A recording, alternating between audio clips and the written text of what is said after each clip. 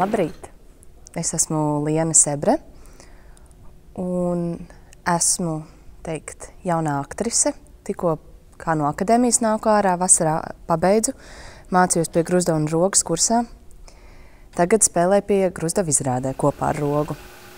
Visi vīrieši ir meļi.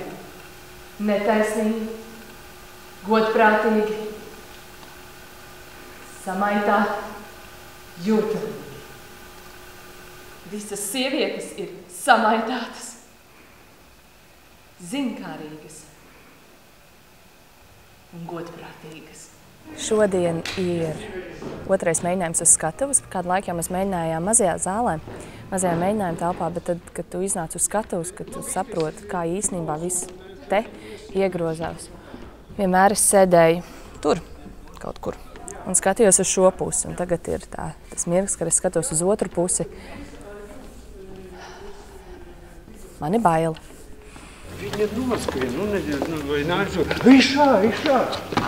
Tā, tad viņš pagriezās, viņa paskatās uz Oskakas vadu. Un mīlestībai. Es domāju, ka režisoram arī noteikti ir tā, uz drusciņu baila. Es tā pieņemu.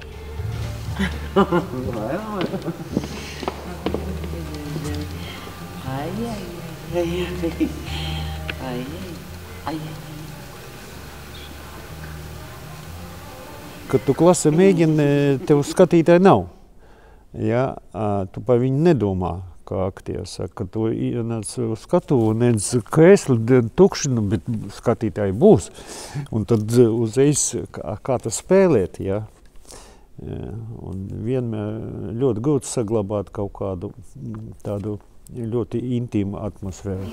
Jūs uz ko tieši šīs teksts panāk? Mīlestība. Uz mīlestību. Es spēlēju Elīnu, jaunu meiteni no Rumānijas, kura ārkārtīgi mīl, kura jūt un dzīvo franču dzejā. Un jā, viņai teikt ir iespēja atbraukt uz Parīzi, mācīties. Viņa atbrauc mācīties, bet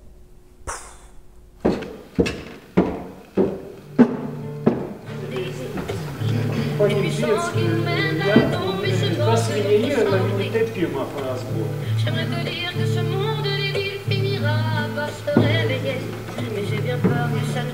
tā. Nu, šīs ir manas mazulītes, ar kurām es uznāku uz laukuma. Un uz šīm kurpēm, uz kurām tā jau nav šausmīgi stabili, man ir jāskaita franču valodā dzeja, kas ir papildus apstākļus saspringt, domāt par to mirkli, kur es esmu, par to, kas man ir jārunā. Norunā tikai no galvas kādu dzejoli, lai viņi redz, ka Rumānijā arī ir normāli cilvēki. Es vairs neesmu Rumānijā. Šīs ir mans mēģinājuma kurps, kamēr es atrodu Elīnas arodu, pierodu pie Elīnas aroda. Es sev devu zvērstu. Ja man izdosies kļūt par politiķi, es strādāšu ar sieviešu tiesībām. Nu jā, sieviešu. Bet prostitūšu ko?